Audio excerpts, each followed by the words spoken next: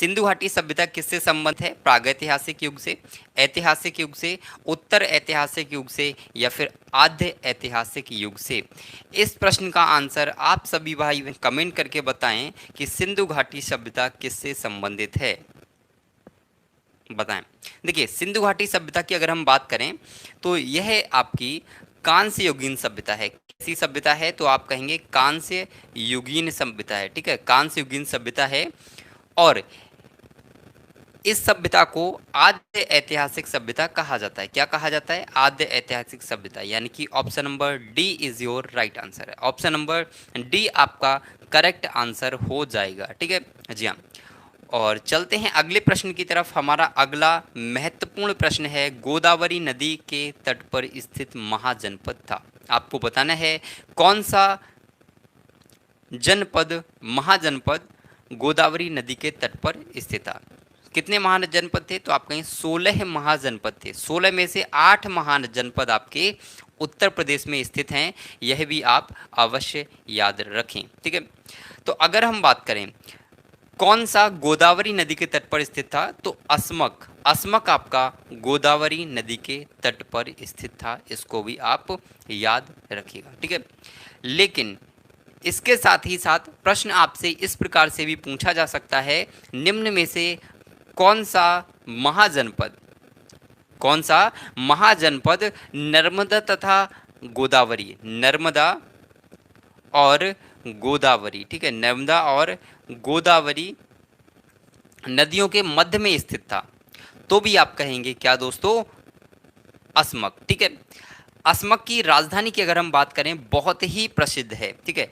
अस्मक की राजधानी आपसे पूछा जाता है, कई बार आपसे पूछा गया है, जिसे हम पैठन कहते हैं। क्या कहते हैं? पैठन, पैठन, या फिर इसे ही हम पोतन कहते हैं, ठीक है, पोतन या पैठन, ठीक है। तो दोनों चीज़ों को आप याद रखें, ठीक है। और यह कहाँ है? तो आप कहेंगे यह आपका प्रेजेंट टाइम में आंध्र प्रदेश में स्थित है, ठीक है, यानी कि वर्तमान में आंध्र प्रदेश में स्थित है। चलते हैं अगले की तरफ। प्रथम ईरानी शासक जिसने भारत के कुछ भाग को अपने अधीन कर लिया, जी हाँ बताएं। प्रथम ईरानी शासक कौन सा था जिसने भारत के कुछ भाग को अपने अधीन कर लिया? सरहास, कैमिबाविस, सीरस, डेरियस प्रथम, बताएं।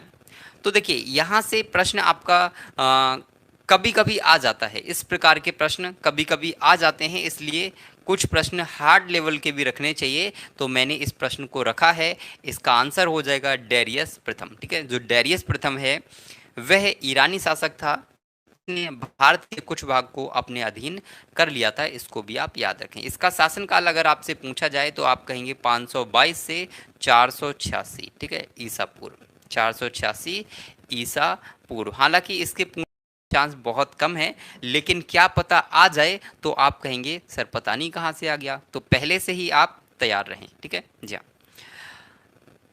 चलते हैं अगले प्रश्न की तरफ। हमारा अगला प्रश्न है, निम्नलिखित को क्रमानुसार व्यवस्थित कीजिए। यह प्रश्न आपके लिए बहुत ही इंपॉर्टेंट है। तुगलक, लोदी, सैयद, इलवरी तुर्क और खिलजी, आप बताएं इनको क्रमानुसार व्यवस्थित करने के लिए आपसे पूछा जाता है, तो बताएं इस प्रश्न का राइट आंसर क्या होगा। इस प्रश्न का आंसर मैं आपसे जानना चाहूँगा कि आप इस प्रश्न का आंसर क्या दे रहे हैं दोस्तों, ठीक है जी बताएं। बताएं इस प्रश्न का राइट आंसर क्या हो जाएगा। देखिए, एक चीज याद रखिएगा, एक ट्रिक मैं आपको बता देता हूं। वो ट्रिक है, जी हाँ, वो ट्रिक है आपकी गुलाब, गुलाब खिले, ठीक है, गुलाब खिले तो गुलाब खिले तो सुगंध लो। क्या लो? सुगंध लो, ठीक है, सुगंध लो, ठीक है। गुलाब खिले तो सुगंध लो। गुलाब, गुलाब से क्या हो जाएगा? तो दोस्तों ध्यान रखिएगा, गुलाब से आप रिलेट करेंगे गुलाम वंश को, यानी कि सबसे पहले गुलाम वंश आता है। उसके बाद अगर हम बात करें तो खिले से क्या होगा? खिलजी वंश। तीसरे नंबर पर तो से हम क्या करेंगे?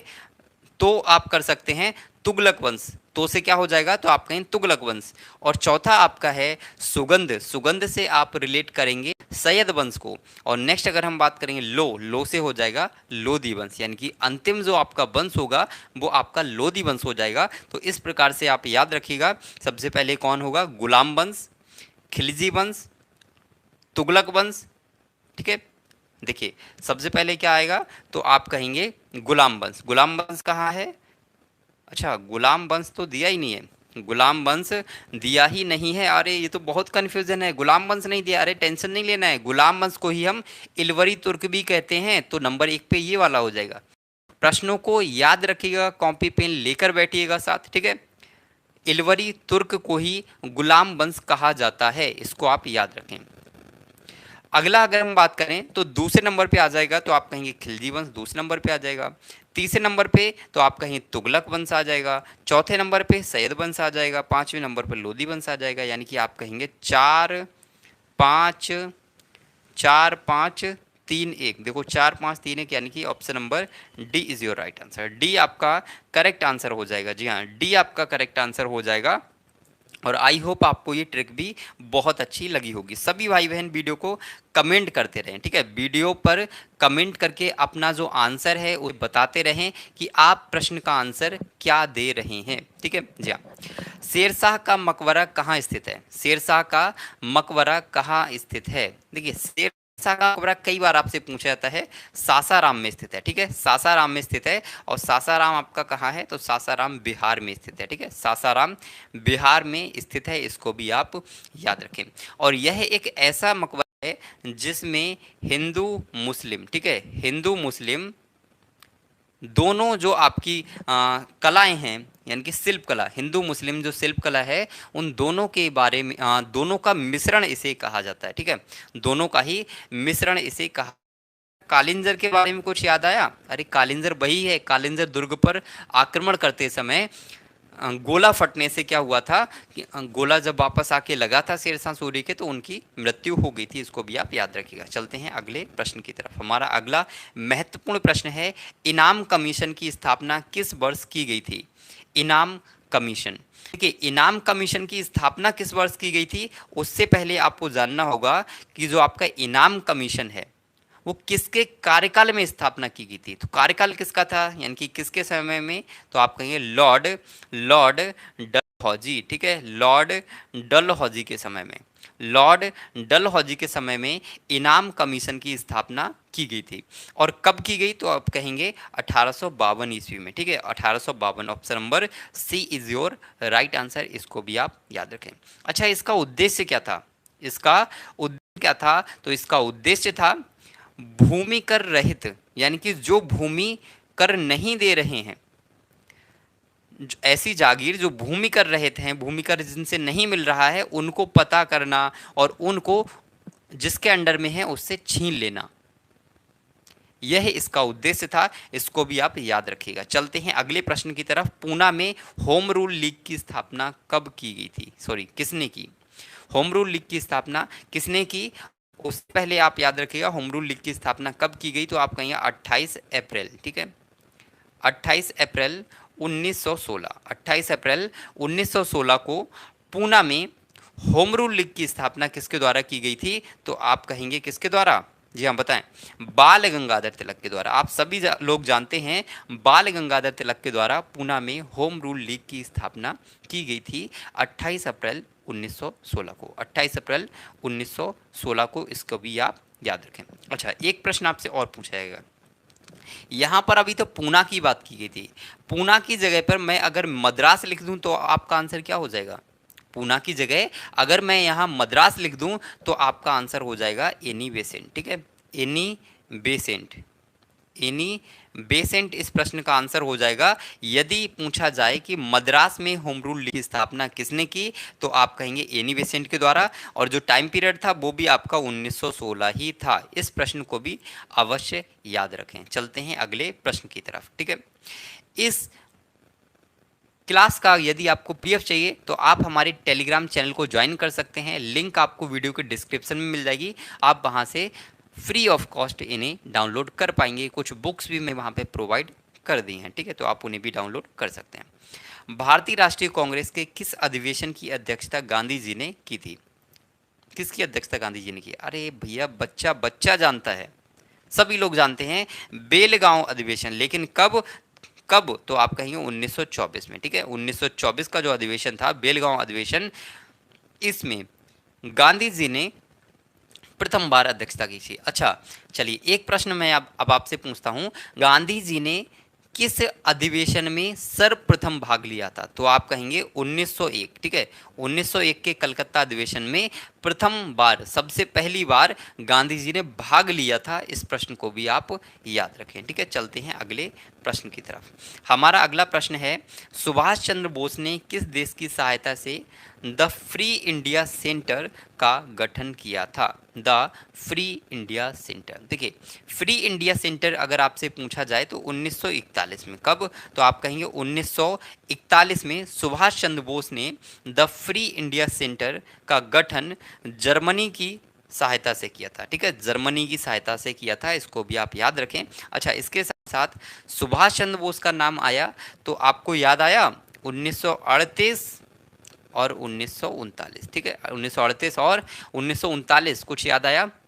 हरिपुरा और त्रिपुरा अधिवेशन, त्रिपुरी और हरिपुरा अधिवेशन याद आया होगा। ठीक है जी हाँ, चलते हैं अगले प्रश्न की तरफ। हम राजेंद्र प्रसाद को देश रत्न की उपाधि किसने दी? डॉक्टर राजेंद्र प्रसाद को देश रत्न की उपाधि किसने दी थी? ठीक है, अच्छा, देश रत्न इनको कहा जाता है, बिल्कुल ठीक है। इसके साथ ही साथ इन्हें अजात शत्रु भी कहा जाता है। अजात शत्रु किसको कहा जाता है? तो आप कहें अजात शत्रु डॉक्टर राजेंद्र प्रसाद को कहा जाता है। तो अजात शत्रु और देश रत्न, ये दोनों ही उपाधियां महात्मा गांधी जी के द्वारा दी गई थी। किसके द्वारा? तो महात्मा गांधी जी के द्वारा दी गई थी। इसको भी आप याद रखें। ठीक है जी हाँ, इसको भी आप याद रखें। अच्छा, एक प्रश्न आपसे और पूछा जाता है कि महात्मा गांधी को महात्मा की उपाधि, ठीक है, महात्मा गांधी को महात्मा की उपाधि किसने दी? तो आप कहेंगे रविंद्रनाथ टैगोर के द्वारा दी गई थी। इस प्रश्न को भी आप याद रखें। ठीक है, चलते हैं अगले प्रश्न की तरफ। हमारा बहुत ही इंपॉर्टेंट प्रश्न है, सूर्य ग्रहण कब होता है? सूर्य ग्रहण कब होता है? बचपन से इसको पढ़ाया जाता है कि सूर्य ग्रहण कब होता है। बताएं इस प्रश्न का राइट आंसर क्या हो जाएगा। जी हाँ, सभी भाई बहन कमेंट करते रहें। जी हाँ, बिल्कुल ठीक है उमंग सोनकर जी। जी हाँ, उमंग सोनकर जी, आपका 10th का बी आंसर बिल्कुल ठीक है। जी हाँ, जी हाँ, 11th का डी। देखते हैं सूर्य ग्रहण कब होता है। सूर्य ग्रहण कब होता है? देखिए, आपको किसी भी प्रकार की समस्या हो तो आप कमेंट करके बताते रहें मित्रों। ठीक है, सूर्य ग्रहण कब होता है? सूर्य ग्रहण आपसे पूछा जा रहा है, बताएं। देखिए, सूर्य ग्रहण की अगर हम बात करें, स्थिति होती कब है? तो आप कहेंगे चंद्रमा। ठीक है, चंद्रमा, चंद्रमा जो है वो आपका सूर्य और पृथ्वी के मध्य में जब आ जाता है तो आपका सूर्य ग्रहण होता है। तो आपका सूर्य ग्रहण होता है, ये आप सभी लोग जानते हैं। और यह स्थिति आपकी अमावस्या को होती है दोस्तों। ठीक है, अमावस्या को होती है। ऑप्शन नंबर बी करेक्ट होगा, डी नहीं होगा मित्रों। ठीक है मित्रों, डी नहीं होगा दोस्तों, डी नहीं होगा, बी होगा। ठीक है, ऑप्शन नंबर बी होगा, बी। ठीक है, उमंग सोनकर जी, डी नहीं होगा, करेक्ट कर लीजिएगा। ओके, चलते अगले प्रश्न की तरफ। हमारा अगला प्रश्न है, बट उससे पहले मैं आपसे जानना चाहूँ, यहाँ पर सूर्य ग्रहण पूछा गया था। मैं अगर आपसे कहूँ कि चंद्र ग्रहण कब होता है, तो आप कहेंगे चंद्र ग्रहण कब होता है? इस प्रश्न का आंसर बताएं, चंद्र ग्रहण कब होता है और कंडीशन क्या होती है? कौन किसके बीच में आ जाता है तो चंद्र ग्रहण होता है? इसके बारे में कमेंट करके बताएं। हमारा अगला प्रश्न है, दो ग्रह जिनके उपग्रह नहीं हैं, ऐसे कौन से दो ग्रह हैं जिनके कोई भी उपग्रह नहीं है? पूर्णिमा को। जी हाँ, ठीक। चलिए अगला प्रश्न है, दो ग्रह ऐसे कौन से हैं जिनके कोई भी उपग्रह नहीं है? उससे पहले अगर मैं आपसे पूछूं फोबोस, ठीक है, फोबोस और डिमोस, ठीक है, फोबोस और डिमोस, फोबोस और डिमोस जो है वह किस ग्रह के उपग्रह हैं? यह आप बताएं। यह भी आपको बताना है, फोबोस और डिमोस किस ग्रह के उपग्रह हैं, यह आप बताएं। जी हाँ, देखिए याद रखिएगा कि सौरमंडल में केवल दो ऐसे ग्रह हैं, केवल दो ऐसे ग्रह हैं जिनके कोई भी उपग्रह नहीं है। जी हाँ बिल्कुल, जी जी, यतेंद्र कुमार जी आपका भी आंसर ठीक है, और उमंग जी आपका भी आंसर एकदम से करेक्ट है। Option number B is right answer. बुध और शुक्र कैसे याद करें कि ये रहा आपका कौन सा, तो ये रहा आपका सूर्य, और सूर्य के पास वाले दो ग्रह, इनके कोई भी उपग्रह नहीं है। चलते हैं अगले प्रश्न की तरफ, ठीक है। अच्छा, शुक्र के बारे में तो आप जानते हैं ना, शुक्र क्या है? सुबह का तारा, शाम का तारा, पृथ्वी की जुड़वा बहन। सुना है ना इसके बारे में? अरे सभी लोग जानते हैं भैया, सभी लोग जानते हैं आप, ठीक है, ज्यादा टाइम वेस्ट नहीं करना। चलते हैं अगले प्रश्न की तरफ। अच्छा, सबसे गर्म ग्रह कौन सा होगा? एक प्रश्न बताएं, सबसे गर्म ग्रह कौन सा होगा? मैं आपसे जानना चाहूंगा सबसे गर्म ग्रह कौन सा होगा, कमेंट करके बताएं। सभी भाई बहन कमेंट करके बताएं कि सौर मंडल का सबसे ज्यादा गर्म ग्रह कौन सा होगा। बताएं, सबसे ज्यादा गर्म ग्रह कौन सा होगा। और सबसे ठंडा ग्रह, सबसे ठंडा ग्रह भी मैं आपसे जानना चाहूँगा, सबसे ठंडा ग्रह कौन सा होगा। जी हाँ, उमंग कुमार जी आपका आंसर देखते हैं, बिल्कुल ठीक हो सकता है, लेकिन जो प्रश्न मैं आपसे पूछ रहा हूँ उस प्रश्न का आंसर भी देने की कृपा करें, ठीक है। सबसे गर्म ग्रह और सबसे ठंडा ग्रह, जी हाँ बताएं। देखिए, कभी कभी कंफ्यूजन हो जाती है, ठीक है, कभी कभी कंफ्यूजन। देखिए, हो गया ना गलत, एक नंबर मैंने आपका बचा लिया। उमंग सोनकर जी, एक नंबर आज मैंने आपका बचा लिया। बुध सबसे गर्म ग्रह नहीं होगा, सबसे गर्म ग्रह शुक्र होगा, ठीक है, सबसे गर्म ग्रह शुक्र होगा दोस्तों, शुक्र होगा, बुध नहीं होगा। उमंग सोनकर जी, एक प्रश्न आज आपका बच चुका है, हमेशा याद रखिएगा इस प्रश्न के लिए। जी हाँ, बिल्कुल ठीक है रितेश कुमार जी, आपका आंसर ठीक है। अच्छा चलिए, ठंडा तो आपने बताया ही नहीं, ठंडा ग्रह कौन सा है, सबसे ठंडा ग्रह कौन सा है? आप कंफ्यूज होंगे, फिर आप गलत करेंगे, मैं लिख कर दे सकता हूं कि आप फिर से गलत करेंगे। जो लेटेस्ट स्टडी है उसके अकॉर्डिंग आप इस प्रश्न को गलत करने वाले हैं कि सबसे ठंडा ग्रह कौन सा है। जी हाँ बताएं, सबसे ठंडा ग्रह कौन सा है? मुझे पता है आप लोग गलत करेंगे, बताएं, मैं थोड़ा टाइम दे रहा हूं आपके लिए। सबसे ठंडा, देखिए सबसे ठंडा आप कहते हैं वरुण, ठीक है, यही बताइए। गलत है, गलत है, ठीक है, वरुण नहीं होगा। हालांकि अभी बुक्स में चेंज नहीं हुआ है, बट मैं अगर आपको देखिए, आप मैं आपसे ये नहीं कहूँगा कि आप वरुण को लगाइएगा, लेकिन मैं नॉलेज के लिए आपको बता दूं कि हो सकता है आने वाले टाइम में आपको बुक्स में देखने के लिए मिले अरुण, ठीक है, अरुण आपको देखने के लिए मिल सकता है, ठीक है, क्योंकि अरुण और वरुण इनका जो टेम्परेचर है उसमें अभी लेटेस्ट स्टडी है उसमें 2 डिग्री सेल्सियस का डिफरेंस देखा गया है। इस प्रश्न को याद रखें। पृथ्वी का व्यास कितना कितना है, इस प्रश्न का आंसर क्या हो जाएगा? जी हाँ, पृथ्वी का व्यास कितना है? जी हाँ, पृथ्वी का व्यास देखिए 12,800 किलोमीटर। इस प्रश्न को याद रखें, फैक्चुअल प्रश्न है। आगे बढ़ते हैं, ठीक है, 12,800 किलोमीटर। चलते हैं अगले प्रश्न की तरफ। पृथ्वी तक पहुंचने के लिए सूर्य से चला प्रकाश कितना समय लेता है? पृथ्वी तक पहुंचने के लिए, और दोस्तों प्रतिदिन रात्रि 10 बजे, ठीक है, प्रतिदिन रात्रि 10 बजे मैं आपको यहीं मिलूंगा, आपको प्रतिदिन आना होगा। आप मेरा परिवार नहीं है, मैं आपका परिवार हूं। अरे आप लोग ज्यादा है ना, ज्यादा कौन है, आप या मैं? आप ज्यादा हैं तो मैं आपके परिवार का हिस्सा हूं, ठीक है, तो आप अपने परिवार के लिए तो आ ही सकते हैं, ठीक है। जी हम बताएं, पृथ्वी तक पहुंचने के लिए 8 मिनट का समय लगता है, बिल्कुल ठीक है, 8 मिनट का समय लगता है, आप सभी लोग जानते हैं। चलते हैं अगले प्रश्न की तरफ, बिल्कुल टाइम वेस्ट नहीं करेंगे। शनि सूर्य के चारों ओर, शनि सूर्य के चारों ओर एक चक्कर लगाने में कितना समय लेता है? इस प्रकार के प्रश्न कभी कभी पूछ लिए जाते हैं, ठीक है, ज़्यादा नहीं बट कभी कभी आपसे पूछ लिए जाते हैं इस प्रश्न के जो प्रश्न है, तो बताएं।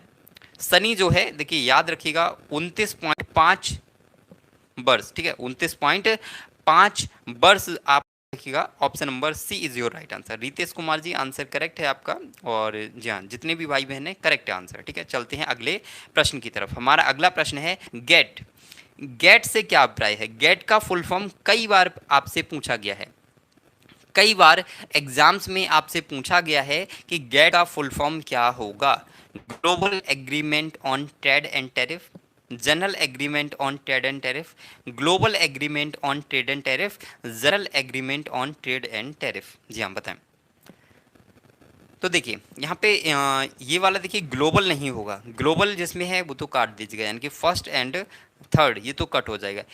General agreement on trade and, अच्छा tariff and trade, tariff and trade नहीं होगा, टैरिफ एंड ट्रेड नहीं होगा, बताएं टैरिफ एंड ट्रेड होगा या फिर ट्रेड एंड टैरिफ होगा। अब तो कहेंगे सर इसमें तो फंस गए थोड़ा सा कि टैरिफ एंड ट्रेड होगा या ट्रेड एंड टैरिफ होगा, बताएं कंफ्यूजन है। आप कहेंगे सर कंफ्यूजन तो है। जी हाँ बताएं, बताएं इस प्रश्न का राइट आंसर क्या होगा। GATT general agreement on trade and tariff, नहीं टैरिफ एंड ट्रेड होता है, ठीक है टैरिफ एंड ट्रेड होता है। Option number B is your right answer, ठीक है बी करेक्ट होगा दोस्तों, डी नहीं होगा, याद रखेंगे tariff and trade, tariff and trade. अच्छा इसकी स्थापना कब होती है, ठीक है इसकी स्थापना कब होती है, आपसे पूछा जा सकता है इसकी स्थापना कब होती है, मतलब कब इसका समझौता किया गया था, तो आप कहेंगे 1947, ठीक है 1947 में 23 देशों के द्वारा, ठीक है 23 देशों के द्वारा इसको शुरुआत की गई थी इसकी, ठीक है। चलते हैं अगले प्रश्न की तरफ। हमारा अगला प्रश्न है जवाहर रोजगार योजना किस पंचवर्षीय योजना के दौरान शुरू की गई थी। जवाहर रोजगार योजना पांचवी, छठी, आठवीं, सातवीं। चलिए इसके साथ ही साथ मैं आपसे पूछता हूं कितने योजना विकास थे, कितने योजना अविकास थे। देखिए रितेश कुमार जी आप आंसर ठीक दे रहे होंगे, बट इस तरीके से पता नहीं लग पाता कि आप किस प्रश्न का आंसर दे रहे हैं, ठीक है तो प्रश्न भी साथ में अवश्य लिखें। सपोज दैट अगर आप 17 का दे रहे हैं तो 17 का डी बी जो भी आपका आंसर है वो आप इस तरीके से अवश्य दें। जवाहर रोजगार योजना किस पंचवर्षीय योजना के दौरान शुरू की गई थी, बताएं।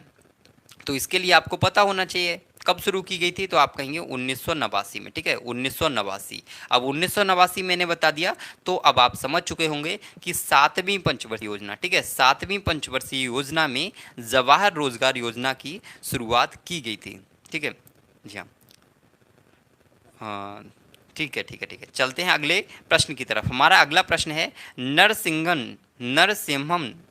नरसिंहम समिति का संबंध किससे है। बैंकिंग क्षेत्र में सुधार से, भारी उद्योगों के विकास में, और बीमा क्षेत्र के सुधार में, या फिर ए और सी सही हैं, बताएं। नरसिम्हन समिति का संबंध किससे है।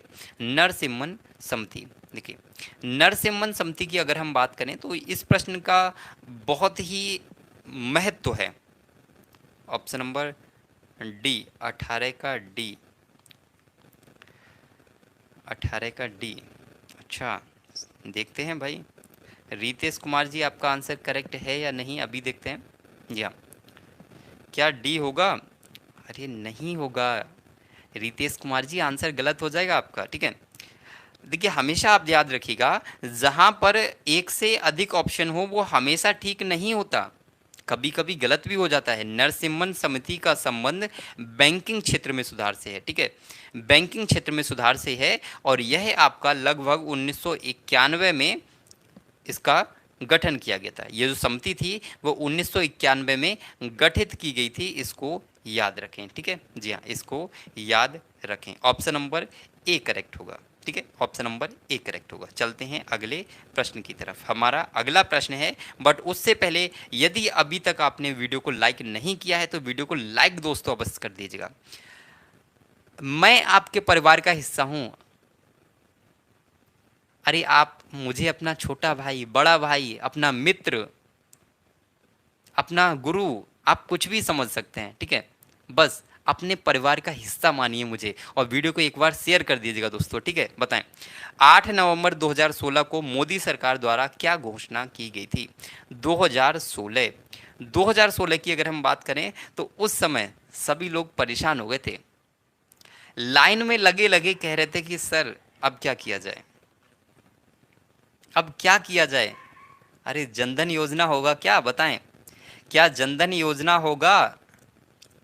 जनधन योजना शुरुआत की गई थी, बताएं जनधन योजना की शुरुआत कब की गई थी। अरे वो 2014 में की गई थी भाई, जनधन योजना 2014, जनधन योजना 2014 में की थी, तो ये तो गलत हो गया ये वाला तो गलत है, ये नहीं होगा। विमुद्रीकरण, विमुद्रीकरण का अर्थ क्या है कि आपने देखा था कि भाई आपके 1000 और 500 रुपए वाले जो नोट थे उनको बंद कर दिया गया था, ठीक है, 1000 और 500 रुपए वाले नोट को बंद कर दिया गया था। इसीलिए मैंने आपसे पहले क्या कहा था कि आप लाइन में लगे लगे परेशान हो गए थे, इसीलिए तो मैंने आपसे कहा था। अच्छा, सुकन्या समृद्धि योजना, इसकी शुरुआत कब की गई थी? तो आप कहेंगे 2015, 2015 में सुकन्या समृद्धि योजना की शुरुआत की गई थी, इसको भी आप याद रखें। अच्छा, आयुष्मान भारत योजना, आयुष्मान भारत योजना, तो आप कहेंगे इसकी शुरुआत 2018 में की गई, इसकी शुरुआत 2018 में की गई थी, इसको भी आप याद रखें। चलते हैं अगले प्रश्न की तरफ। पहला मानव विकास सूचकांक किस अर्थशास्त्री के द्वारा तैयार किया गया था? जी हाँ, पहला मानव विकास सूचकांक, जी हाँ, बताएं। क्वेश्चन नंबर 20 का आंसर बताएं, आपका क्या होगा? क्वेश्चन नंबर 20 के लिए बताएं कि आपका आंसर क्या होगा। पहला मानव विकास सूचकांक किस अर्थशास्त्री ने तैयार किया था? तो आप कहेंगे महबूब उल हक, महबूब उल हक के द्वारा शुरुआत की गई थी, ठीक है, इसको आप याद रखिएगा। और ये आपके कहाँ के? पाकिस्तान के थे, इसको भी आप याद रखें। 1935 के अधिनियम द्वारा स्थापित संघ में अवशिष्ट शक्तियां किसको दी गई थी? अवशिष्ट शक्तियां किसको दी गई थी? रितेश कुमार जी, आपका बिल्कुल करेक्ट है आंसर। 1935 के अधिनियम द्वारा स्थापित संघ में अवशिष्ट शक्तियां किसको दी गई थी? 1935 के अकॉर्डिंग आपसे पूछा जा रहा है, 1935 का जो अधिनियम था उसके अकॉर्डिंग आपसे पूछा जा रहा है। बताएं, भारतीय शासन अधिनियम किसके तहत? ठीक है, बताएं दोस्तों। देखिए याद रखिएगा, 1935 के अधिनियम के द्वारा स्थापित संघ में अवशिष्ट शक्तियां संघीय विधान पालिका को नहीं दी गई, प्रांतीय विधान पालिका को नहीं दी गई। अब बचा आपका गवर्नर जनरल को और दूसरा है आपका प्रांतीय गवर्नर जनरल को, ठीक है। तो आपकी प्रॉब्लम मैंने थोड़ी सी सॉल्व कर दी, तो ध्यान रखिएगा गवर्नर जनरल, ठीक है, गवर्नर जनरल, यानी कि option number C is your right answer, C आपका करेक्ट हो जाएगा। नेक्स्ट प्रश्न की अगर हम बात करें, अभी देखिए आपके जो पॉलिटी वाले प्रश्न हैं कॉन्स्टिट्यूशन वगैरह के वो आ रहे हैं, ठीक है, तो सारे सब्जेक्ट आपको मिलने वाले हैं, टेंशन नहीं लेना है। संविधान सभा में सदस्यों का निर्वाचन कैसे हुआ था? प्रत्यक्ष रूप से जनता के द्वारा, प्रत्यक्ष रूप से जनता के द्वारा, भारतीय राष्ट्रीय कांग्रेस के नामांकन द्वारा, भारतीय राज्यों के शासकों के नामांकन द्वारा, प्रांतीय विधानसभा के सदस्यों के द्वारा। संविधान सभा में सदस्यों का निर्वाचन कैसे हुआ था? सदस्यों का निर्वाचन आपसे पूछा जा रहा है, कैसे हुआ था? बताएं। तो देखिए दोस्तों, याद रखिएगा ऑप्शन नंबर डी करेक्ट हो जाएगा, प्रांतीय विधानसभा के सदस्यों के द्वारा, वो भी आपका अप्रत्यक्ष रूप से, ठीक है। इसके आगे आप एक चीज और लिख लीजिएगा कि अप्रत्यक्ष रूप से हुआ था, ठीक है, अप्रत्यक्ष रूप से हुआ था, इसको भी आप याद रखें। अप्रत्यक्ष रूप से हुआ था, इसको भी आप याद रखें। भारतीय राज्यों के शासकों के नहीं, शासकों, शासक तो नहीं होगा, नहीं नहीं नहीं। चलते हैं अगले प्रश्न की तरफ, ठीक है, अगले प्रश्न की तरफ चलते हैं। हमारा अगला महत्वपूर्ण प्रश्न है, बट उससे पहले आपसे कहना चाहूँगा, प्रतिदिन दोस्तों रात्रि 10 बजे, ठीक है, रात्रि 10 बजे मैं आपको यहीं मिलूंगा, ठीक है, आपके अपने चैनल श्री गुरु अकेडमी पर, ठीक है। जी हाँ, आपको सफल कराने की जिम्मेदारी मेरी है। 85 प्लस स्कोर मैं गारंटेड आपको करा के मानूंगा, मेरे लिए कितनी भी मेहनत करनी पड़े, ठीक है, बस आपका साथ चाहिए दोस्तों। निम्न में से किस स्थिति में किसी भारतीय नागरिक की नागरिकता समाप्त हो जाती है? परित्याग करने पर, पर्यावसन पर, वंचित किए जाने पर, या फिर उपरोक्त सभी पर? ये इसका आंसर उपरोक्त सभी हो जाएगा, यानी कि परित्याग हम छोड़ दें अपनी मर्जी से, इससे भी हो जाएगा। पर्यावसन, पर्यावसन का मतलब है एक स्थान से दूसरे स्थान, मतलब एक देश से दूसरे देश में अगर हम चले जाते हैं, वहीं रहना स्टार्ट कर देते हैं, तो लंबे समय के बाद आपकी जो नागरिकता है वो समाप्त हो जाती है। और वंचित किए जाने पर, वंचित यानी कि आपने कोई क्राइम कर दिया बहुत बड़ा वाला, तो आपको गवर्नमेंट ने वंचित कर दिया कि भाई आप हमारे नागरिक नहीं हैं, तो सब होगा। भारतीय संविधान का अनुच्छेद 19 प्रदान करता है, अनुच्छेद 19 कितनी प्रकार की स्वतंत्रताओं को प्रदान करता है? ठीक है जी हाँ, तो ध्यान रखिएगा 6 प्रकार की। Option number A is your right answer. जिसमें डिफाइन करना होगा उसमें आपको डिफाइन करेंगे, और जिसमें लगता है फैक्चुअल प्रश्न है तो तुरंत आगे बढ़ जाएंगे। ठीक है, आपका टाइम 1 सेकंड भी मैं नहीं चाहता कि वेस्ट हो। निम्नलिखित में से किसको संविधान द्वारा मौलिक अधिकारों के संरक्षण की शक्ति दी गई है? मौलिक अधिकारों के संरक्षण की शक्ति किसे दी गई है? भारत के सभी न्यायालयों को, संसद को, राष्ट्रपति को, सर्वोच्च न्यायालय एवं उच्च न्यायालय को? बताएं इस प्रश्न का राइट आंसर क्या हो जाएगा। मौलिक अधिकारों के संरक्षण की शक्ति, तो आप कहेंगे सर्वोच्च न्यायालय और उच्च न्यायालय को इसकी शक्ति दी गई है। इसको भी आप याद रखिएगा। अब आपका साइंस आता है। ठीक है, जहाँ यहाँ से आपका साइंस स्टार्ट होता है। ठीक है, यहाँ से आपके साइंस के क्वेश्चन से स्टार्ट होते हैं कि वीसीजी टीका किस रोग के लिए लगाया जाता है? जो वीसीजी का टीका है वो किस रोग के लिए लगाया जाता है, यह आपको बताना है। या बताएं इस प्रश्न का राइट आंसर क्या हो जाएगा। मैं जानना चाहूँगा कि आप इस प्रश्न का राइट आंसर क्या देंगे। वीसीजी का टीका किस रोग के लिए लगाया जाता है? आई होप कि इस प्रश्न का आंसर आप सभी लोग जानते होंगे। Option number B is your right answer. ठीक है, बी करेक्ट हो जाएगा।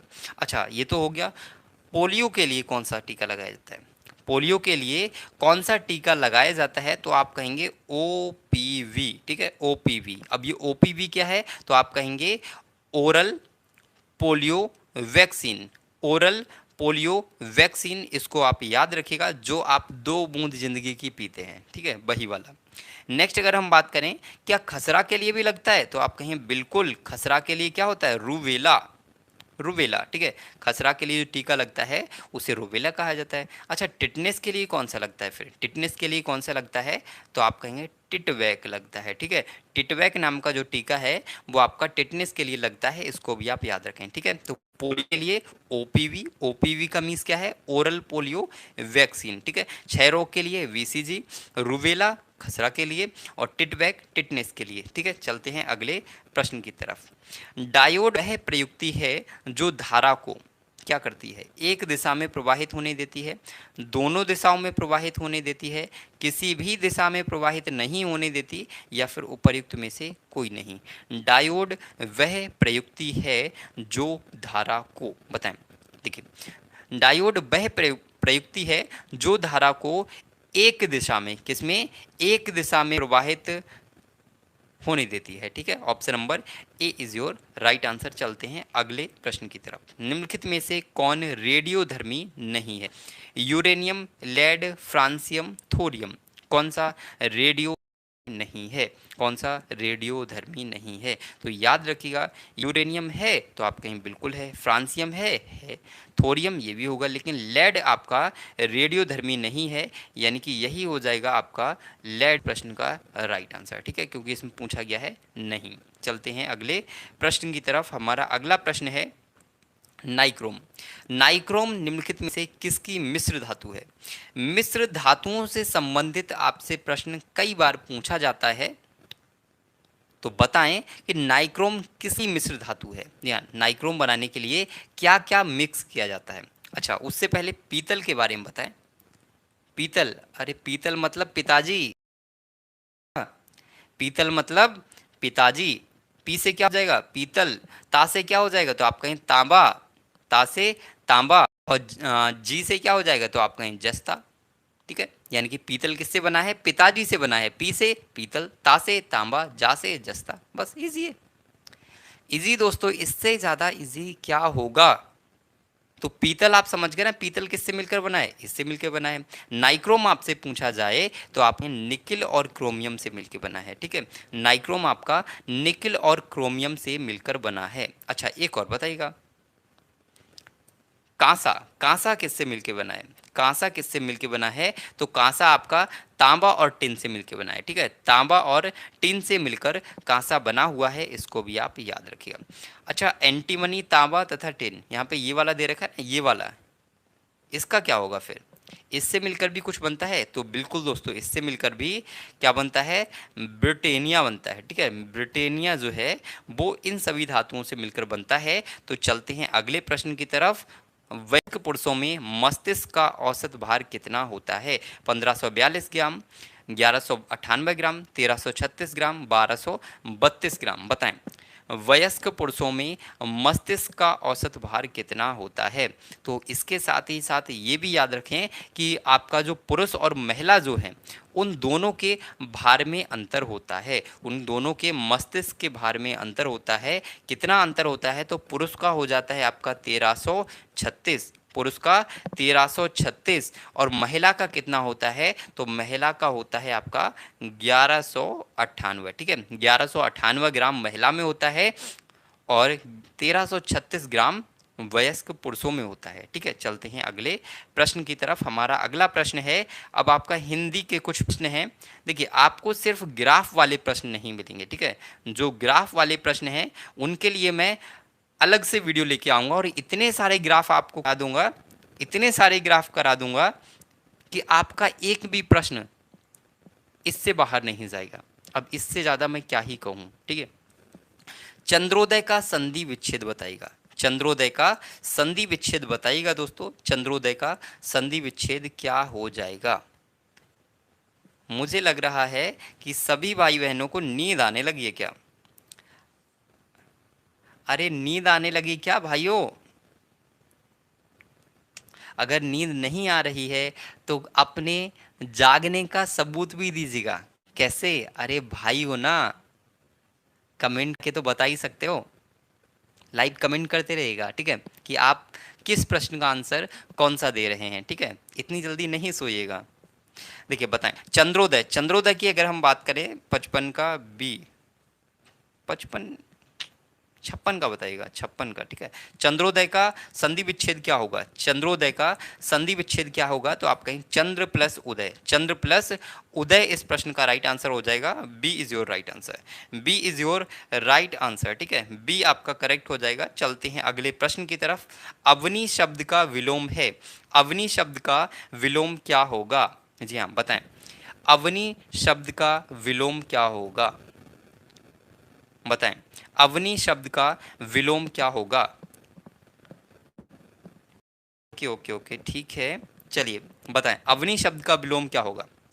देखिए अवनी की अगर हम बात करें, अवनी का अर्थ क्या होता है, सबसे पहले हमें पता होना चाहिए अवनी का अर्थ क्या होता है। तो आप कहेंगे अवनी का अर्थ होता है पृथ्वी। ठीक है, अवनी का अर्थ होता है पृथ्वी, अवनी का अर्थ होता है पृथ्वी, तो पृथ्वी का हो जाएगा अंबर, option number A is your right answer. इसका विलोम पूछा है ना, तो पृथ्वी का विलोम क्या होगा, आसमान, यानी कि अंबर, option number A is your right answer है। बहुत ईजी है। चलते हैं अगले प्रश्न की तरफ। अरण्य का पर्यायवाची है, अरण्य, अरण्य का पर्यायवाची कौन सा है। हालांकि बहुत ईजी है, कई बार आपसे पूछा गया है, अगर आपको नहीं पता तो नोट कर लीजिएगा, कानन। ठीक है, कानन इस प्रश्न का राइट आंसर हो जाएगा, जिसे हम वन भी कहते हैं। ठीक है, वन, कानन, अरण्य, ठीक है, जंगल। चलते हैं अगले प्रश्न की तरफ। मन को आकर्षण करने वाला, मन को आकर्षण करने वाला, बताएं मन को आकर्षण करने वाला, मन को आकर्षण करने वाला क्या होगा, मन को आकर्षण करने वाला, बताएं इस प्रश्न का राइट आंसर क्या होगा। मन को आकर्षण करने वाला है, देखिए ध्यान रखिएगा, मन को आकर्षण करने वाला हृदय ग्राही होता है। क्या होता है, हृदय ग्राही, हृदय ग्राही। अच्छा ये बताइएगा ये क्या है, हितेच्छु, हितेच्छु की अगर हम बात करें तो हितेच्छु क्या हो जाएगा। ठीक है, तो हितेच्छु हो जाएगा आपका हित की इच्छा। ठीक है, हित की इच्छा करने वाला, हित की इच्छा करने वाला हितेच्छु हो जाएगा। इसको भी आप याद रखें। ठीक है, इसको भी आप याद रखें। अच्छा नेक्स्ट अगर हम बात करें हितैषी क्या होता है, हितैषी तो आप कहें हितैषी होता है हित चाहने वाला, जो आपका हित चाहता है उसे हम हितैषी कहते हैं। ठीक है, जी हाँ। चलते हैं अगले प्रश्न की तरफ। हमारा अगला प्रश्न है बहुत ही इंपॉर्टेंट, आपको बताना है पुल्लिंग शब्द बताना है कौन सा है, पुल्लिंग कौन सा है, 60 का डी। जी हाँ बिल्कुल ठीक है, जी हाँ छवि जी आंसर आपका ठीक है। मोरनी, बेटी, घोड़ी या शिक्षक, बिल्कुल ठीक है, option number D is your right answer. ठीक है, अच्छा चलते हैं अगले प्रश्न की तरफ। उससे पहले यदि आपने वीडियो को अभी तक लाइक नहीं किया है तो लाइक अवश्य करें, वीडियो को शेयर अवश्य करें, चैनल को सब्सक्राइब कर लें। यदि आप फर्स्ट टाइम चैनल पर विजिट कर रहे हैं तो बताएं। अगला प्रश्न है आपका, ए वी का भाई है। देखिए सारे आपको प्रश्न मिलेंगे, जितने भी सब्जेक्ट हैं सारे ही सब्जेक्ट आपको मिलने वाले हैं। अब आपका रीजनिंग स्टार्ट होता है, ठीक है, रीजनिंग के क्वेश्चंस मिलेंगे अब आपको, ठीक है। जी हाँ, बताएं। ए वी का भाई है, सी का विवाह डी से हुआ है, यदि सी का भतीजा यदि सी बी का भतीजा है तो ए का डी से क्या संबंध है। ठीक है, नो प्रॉब्लम। देखिए किस तरीके से करेंगे। देखिए हर किसी के करने का जो तरीका है वो अलग हो सकता है, मैं अपने मेथड से आपको बताता हूँ, ठीक है। जी हाँ, देखिए बहुत इजी है। ए बी का भाई है, ए का भाई है, देखिए ये रहा ए, ये रहा ए, और ये किसका भाई है, तो हम कह रहे हैं ये बी का भाई है, ए बी का भाई है, ठीक है। सी का विवाह डी से हुआ है, इसमें सी और डी आपके पास नहीं है अभी, तो अभी इस स्टेप को स्किप कीजिएगा। सी बी का भतीजा है, सी क्या है, बी का भतीजा है। भतीजा का मतलब है, अरे ये इसका भाई है ना, ये इसका भाई है मतलब इसका लड़का है, सीधी सी बात है। सी बी का भतीजा है, सी क्या है, बी का भतीजा है, इसका अर्थ क्या है, ए का लड़का है।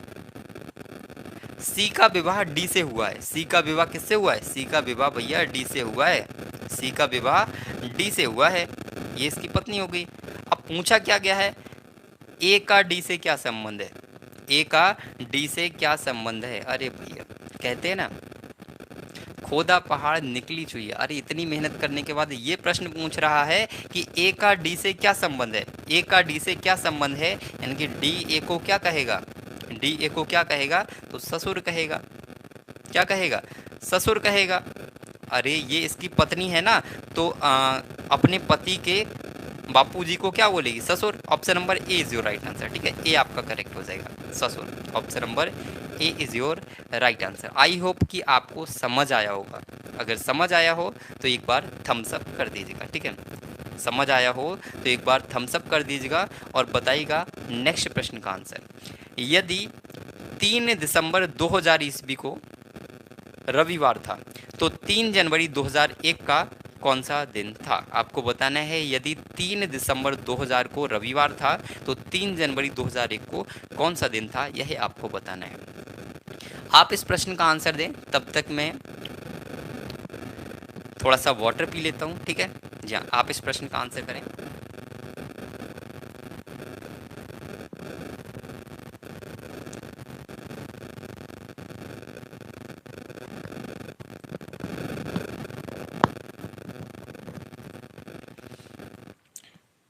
जी हाँ, बताएं। अगला प्रश्न है आपका, 3 दिसंबर 2000 को रविवार था तो 3 जनवरी 2001 को कौन सा दिन हुआ। देखिए मैं कभी भी अभी तक मैंने आपको जो आपका 10वां सेट है यानी कि प्रैक्टिस सेट 10th है आपका, लेकिन अभी तक आपको कोई ट्रिक नहीं बताई मैंने। ट्रिक का मीन्स है कोई फॉर्मूला नहीं बताया मैंने रीजनिंग सॉल्व करने के लिए, क्योंकि रीजनिंग फॉर्मूला से नहीं होते। करने के लिए आपको बस कॉन्सेप्ट। 3 दिसंबर, 3 दिसंबर की अगर हम बात करें, दिसंबर कितने दिन होते हैं, 31 दिन होते हैं। 31 में 3 निकल गए, कितने बचे, इसमें से बचे, सिंपल सी बात है। अरे भाई कितने दिन बचे, तो आप कहें दिसंबर में 28 दिन बचे। दिसंबर खत्म मतलब क्या आ गया, 2001 से 2000 से 2001 आ गया। तो 28 को अगर आप 7 से विभाजित करें, 7 से अगर अब आप भाग देंगे तो 7 चौक 28, यानी कि ये तो पूरा पूरा कैंसिल हो जाएगा, एक्स्ट्रा डेज आपको बिल्कुल नहीं मिलने वाले हैं। अगला क्या है, 3 जनवरी, यानी कि सिर्फ और सिर्फ 3 एक्स्ट्रा दिन है। एक्स्ट्रा दिन कितने हैं, 3 हैं, तो आप लगा लीजिएगा। रविवार था, रविवार से 3 दिन एक्स्ट्रा आप लगाइएगा, क्या, सोमवार मंगलवार बुधवार, सोमवार मंगलवार बुधवार। इससे ज्यादा इजी क्या होगा। कोई भी आपको फॉर्मूला रटने की जरूरत नहीं है, बस कॉन्सेप्ट क्लियर होना चाहिए, ठीक है, हो जाएगा। अब एच ई को 41, एस एच ई 49 तथा टी एच एम दैम किसके बराबर होगा, यह आपको बताना है। बताएं। क्वेश्चन नंबर 78 के लिए आप आंसर बताएं। क्वेश्चन नंबर 78 का आंसर क्या हो जाएगा, क्या बताएं।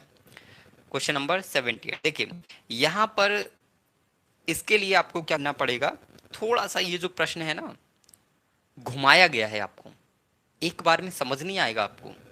ये जो प्रश्न है बहुत ही टफ लेवल, हालांकि टफ नहीं बोलना चाहिए क्योंकि दुनिया में टफ कुछ भी नहीं होता। अगर आप मेहनत करते हैं तो आपके लिए कुछ भी टफ नहीं है। आप हर कार्य को उसको आप संभव करते हैं, उसको आप संभव कर सकते हैं। याद हैं, देखिए याद रखिएगा, यहाँ पर आपको क्या करना होगा, जो आपके इनके प्लेस हैं वो आपको याद होने चाहिए। जैसे ए किस प्लेस पर आता है, 1 पे आता है। बी किस प्लेस पर आता है, 2 पे आता है। सी किस पर आता है, 3 पे आता है। डी किस पे आता है, 4 पे आता है। ई किस पे आता है, इस प्रकार से अगर आपको। लेकिन दोस्तों यहाँ पे क्या किया गया है, बैक काउंटिंग की गई है। क्या, रिवर्स काउंटिंग की गई है। जैसे यहाँ पर क्या लिखा है, एच ई लिखा हुआ है ना, तो एच देखिए, एच को हम बात करें, एच किस प्लेस पर है, तो आप रिवर्स अगर काउंट करेंगे, पीछे से काउंट करेंगे, यानी कि जेड की तरफ से काउंट करेंगे, जेड से स्टार्ट करेंगे, जेड, उसके बाद आप Y, X, W, V, U, इस तरीके से अगर काउंटिंग स्टार्ट करें, इस तरीके से करना है आपको, ठीक है। तो आपका जो एच है वो आप पीछे से काउंट करेंगे तो 19वें स्थान पर आएगा। कौन से स्थान पर, 19वें स्थान पर आएगा। ई किस स्थान पे आएगा, हम देख रहे हैं एच ई ही के लिए। और आपका जो, सॉरी, एक मिनट रुको, मैं यहाँ पे लिख देता हूँ, जो आपका एच ई है उसको अगर हम देखें तो एच आपका 19वें स्थान पर आता है, ई आपका 22वें स्थान पे आता है, ठीक है। इन दोनों को अगर हम ऐड कर देंगे तो आपका आंसर कितना आ जाएगा, 41 आ जाएगा, ठीक है, 41 आ जाएगा। और यहाँ पर देखिए 41 ही दिया गया है। सेम उसी टाइप से हम इसको भी करेंगे, जैसे एस एच ई अगर हम देखें तो एस को अगर हम पीछे से काउंट करेंगे तो आपका आता है 8वें स्थान पर, ठीक है। एच, तो एच अभी हमने देखा 19वें स्थान पर। ई, तो ई किस स्थान पर आता है, ई आपका आता है अभी हमने देखा 22वें स्थान पर पीछे से। तो इन सबको अगर हम ऐड कर दें तो आपका आंसर कितना हो जाएगा, तो आपका आंसर हो जाएगा 49, ठीक है, 49 आपका आंसर हो जाएगा। सेम उसी तरीके से आपको देम करना होगा, ठीक है, THEM, इसका आंसर बताना होगा, बस इजी है, कर पाएंगे, कर पाएंगे ना। टी अब किस प्लेस पे आएगा, तो बताएं टी किस प्लेस पे आएगा, टी आपका 7th प्लेस पे आएगा ना, 7th प्लेस पे टी आ जाएगा। एच आपका 22वें नंबर पे आया है। एम पे आया है, सॉरी, एम किस प्लेस पे आएगा, तो एम आ जाएगा आपका, ये एम आएगा, एम आएगा 14, ठीक है, एम आएगा 14। और इन सभी को ऐड करें तो आपका आंसर आ जाएगा, इन सभी को ऐड कर दें तो आपका आंसर एकदम से करेक्ट आ जाएगा, ठीक है। जी हाँ, इन सबको अगर हम ऐड कर दें 62, ठीक है, 62 हो जाएगा, ठीक है, यहाँ पर जी हाँ 62 answer, option number A is your. आप लोगों को नींद आने लगी, अरे मत सोइए ना भाई, नहीं सोइए, कमेंट करते रहेगा, बताइए पहचान को मुकम्मल कर, बताएं, अगले प्रश्न को बताएं, निम्नलिखित में से असंगत आपको बताना है। असंगत मतलब कौन सा डिफरेंट है, आपका कौन सा डिफरेंट है। देखिए रीजनिंग का बस इसके बाद लास्ट प्रश्न है, 80 हो जाएगा तो आपका रीजनिंग का लास्ट प्रश्न होगा, उसके बाद आपके नेक्स्ट जीएस वाले पोर्शन पर आते हैं, ठीक है। जी हाँ, बताएं कौन सा आपका अलग है, जी हाँ, कौन सा आपका अलग है ये आपको बताना है, कौन सा आपका अलग है यह आपको बताना है। देखिए एक चीज याद रखिएगा, इस ये थोड़ा सा हो सकता है कि आपको टफ लग सकता है, हो सकता है कि आपको लगे कि भाई जो स्टीव वो है वो क्या है कि ये आपके विदेशी है, जबकि ये सभी हमारे, सभी तो नहीं, इमरान खान भी तो विदेशी हैं भाई, तो ये वाला कॉन्सेप्ट तो यहीं के लिए कैंसिल हो गया। राहुल द्रविड़ हो जाएगा, राहुल द्रविड़ हो जाएगा इस प्रश्न का राइट आंसर, क्योंकि यही असंगत है। देखिए स्टीव वॉ और आपका कपिल देव, इमरान खान, ये ऐसे कप्तान हैं, ये एक ऐसे कप्तान हैं जिनके समय में विश्व कप जीता गया है, ठीक है, विश्व कप जीता गया है, लेकिन राहुल द्रविड़ के समय में कोई भी विश्व कप नहीं जीता गया है, इसको आप याद रखें, बहुत ही इंपॉर्टेंट। बताएं इस प्रश्न का राइट आंसर। नीचे दिए गए कथनों व निष्कर्षों को पढ़ें व बताइए कि कौन सा निष्कर्ष तर्कपूर्ण अनुसरण करता है। देखिए बहुत इजीली बताऊंगा, कोई ट्रिक, फॉर्मूला, सूत्र कुछ भी याद नहीं करना, ठीक है। थोड़ा सा अभी आपने शायद फील किया हो कि थोड़ा सा नेटवर्क इशू हुआ था, ठीक है। तो माफ़ी चाहूँगा कि यदि आपके सामने कोई भी समस्या आई हो तो, ठीक है। जी हाँ, चलिए मैं यहाँ पे दोबारा से बना देता हूँ। हालांकि देखिए क्या था, सभी कूलर पंखे हैं, सभी कूलर जो हैं वो पंखे हैं, इस तरीके से मैंने बताया था। और कुछ पंखे बिजली हैं और कुछ बिजली पावर हैं, ठीक है, कुछ बिजली बिजली पावर हैं। तो इस डायग्राम है वो बन जाएगा। नेक्स्ट आप यहाँ पर देखिएगा कि इन्होंने कहा है कुछ पावर कूलर हैं, कुछ पावर कूलर हैं, कुछ पावर कूलर हैं, कुछ पावर कूलर हैं। अरे बिल्कुल ठीक है, कुछ पावर कूलर हैं, बिल्कुल ठीक है क्या? कुछ पावर कूलर हैं, अरे नहीं, कुछ पावर कूलर नहीं है, ये गलत है आपका। कुछ पावर कूलर नहीं है, सभी कूलर पावर हैं, सभी कूलर, अच्छा सॉरी सॉरी सॉरी सॉरी, कुछ पावर कूलर, कुछ पावर कूलर, अरे पावर तो यहाँ है यार, पावर यहाँ है, कुछ पावर कूलर हैं, कूलर यहाँ है, इनका कोई रिलेशन ही नहीं है, गलत है, ठीक है। कुछ पंखे पावर, ये हैं पंखे, ये वाले हैं पंखे और ये वाला है, इसका भी कोई रिलेशन नहीं है, बिल्कुल गलत है। सभी पंखे पावर हैं, सभी पंखे पावर हैं, अरे पंखे भाई यहाँ है, पावर यहाँ है, ये भी गलत है, कि कोई भी सही नहीं है, यानी कि कोई भी निष्कर्ष अनुसरण नहीं करता है। Option number D is your right answer, ठीक है। अगला प्रश्न है, अब आपका जो रीजनिंग है वो फिनिश होता है और यहाँ से आपका जो जीएस वाला पोर्शन है वो स्टार्ट होता है, ठीक है। हाँ, जीएस अब आपका स्टार्ट होता है। हुमायूं नामा किसने लिखी है? हुमायूं नामा, जी हाँ, हुमायूं नामा आप सभी लोग जानते हैं गुलवदन बेगम की कृति है, ठीक है। गुलवदन बेगम के द्वारा हुमायूं नामा लिखी गई है, इसको भी आप याद रखें, ठीक है, इसको भी आप याद रखें। अच्छा, अगर हम बात करें गुरु गोविंद, ठीक है, गुरु गोविंद सिंह के द्वारा लिखा गया है, फिरदौसी अपने शाहनामा, ठीक है, शाहनामा आपका फिरदौसी के द्वारा लिखा गया है। अबुल फराज सीमा लिखा, क्या क्या, भारत और चीन के बीच आपसे एक चीज, आपके के मध्य अगर युद्ध हो तो फिर क्या होगा? रेड होगा नहीं होगा भाई? रेड वॉर होगा। रेड वॉर का मतलब खून निकलेगा नहीं निकलेगा? तो खून निकलेगा, मतलब रेड क्लिफ किसके मध्य में होगी? तो आपके भारत और पाकिस्तान के मध्य में। बट यहाँ पूछा जा रहा है चीन के मध्य में। अरे भारत के लोग क्या है? मोहन, मोहन सुना है ना भाई? कहाँ के थे? भारत के थे। अरे कृष्ण जी, मोहन जी, भारत के थे ना। चीन के कौन बताएंगे? मैं ये नहीं कहा कि आप इसी ट्रिक को रखिएगा, लेकिन आपके माइंड में कोई ना कोई ट्रिक होनी चाहिए। ट्रिक का मीन्स है कॉन्सेप्ट होना चाहिए, ठीक है, कॉन्सेप्ट होना चाहिए। सलीम अली पक्षी अभ्यारण्य कहाँ है? सलीम अली, देखिए सलीम अली पक्षी अभ्यारण्य अगर आपसे पूछा जाए तो आप कहेंगे गोवा। सलीम अली पक्षी अभ्यारण्य पूछा जाए तो आप कहेंगे गोवा। और सलीम अली पक्षी अभ्यारण्य ना पूछकर आपसे सलीम अली राष्ट्रीय उद्यान पूछ लें, ठीक है, राष्ट्रीय उद्यान अगर आपसे पूछ ले तो आप कहेंगे सलीम अली राष्ट्रीय उद्यान, ये आपका जम्मू कश्मीर में स्थित है, ठीक है। तो दोनों प्रश्नों को याद रखें, सलीम अली पक्षी विहार या पक्षी अभ्यारण्य गोवा, राष्ट्रीय उद्यान जम्मू कश्मीर, ठीक है, दोनों ही अलग प्रश्न हैं। प्रथम लोकसभा कौन थे? प्रथम लोकसभा उपाध्यक्ष कौन थे? आई होप कि आप गलत करेंगे, ठीक है।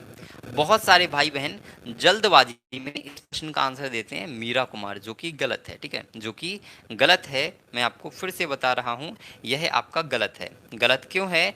कि यहाँ पर पूछा गया है लोकसभा उपाध्यक्ष, अध्यक्ष नहीं पूछा है, उपाध्यक्ष पूछा है। तो लोकसभा उपाध्यक्ष ये है आपका, ये कौन है? अनंत सैनाम, ठीक है, अनंत सैनाम प्रथम लोकसभा उपाध्यक्ष हैं। लोकसभा अध्यक्ष पूछा जाता, प्रथम महिला लोकसभा अध्यक्ष, ठीक है, ये महिला हैं, इसको ध्यान रखना है। मीरा कुमार ये महिला लोकसभा अध्यक्ष हैं, प्रथम महिला लोकसभा अध्यक्ष मीरा कुमार हैं, ठीक है, याद रखिएगा। अगला, अगर हम प्रतिभा देवी सिंह पाटिल की अगर हम बात करें तो ये कौन थी? तो ये राष्ट्रपति थी, आप सभी लोग जानते हैं, ये राष्ट्रपति थी, आप सभी लोग जानते हैं, प्रथम महिला राष्ट्रपति। अन्ना जॉर्ज, अन्ना जॉर्ज कौन है? तो आप कहेंगे आईएएस, ठीक है, IAS, प्रथम महिला IAS अन्ना जॉर्ज थी, इसको भी आप याद रखें। ठीक है, अगला प्रश्न, स्वतंत्र भारत के प्रथम वित्त मंत्री कौन थे? सुकुमार सेन, डॉक्टर नागेंद्र सिंह, RK सडमुखी, या फिर इनमें से कोई नहीं? बताएं।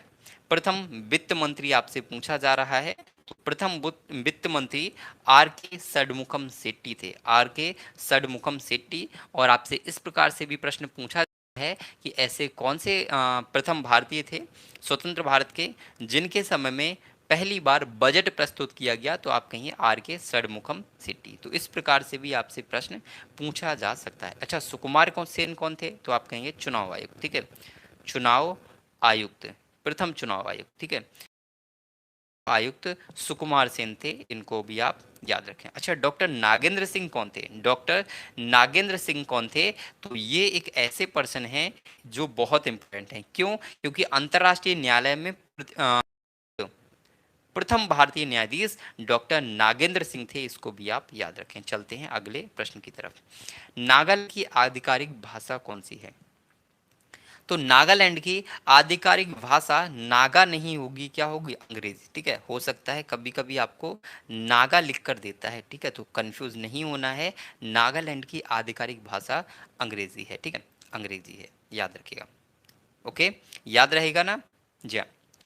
अच्छा, यहाँ पर आधिकारिक भाषा पूछा गया तो आपने कह दिया अंग्रेजी, बट मुख्य भाषा अगर आपसे पूछा जाए तो आप क्या कहेंगे? तो मुख्य भाषा आपका हो जाएगा कोन्या और चांग, ये आपकी मुख्य भाषा है। ठीक है, कोन्या को आप याद रखिएगा।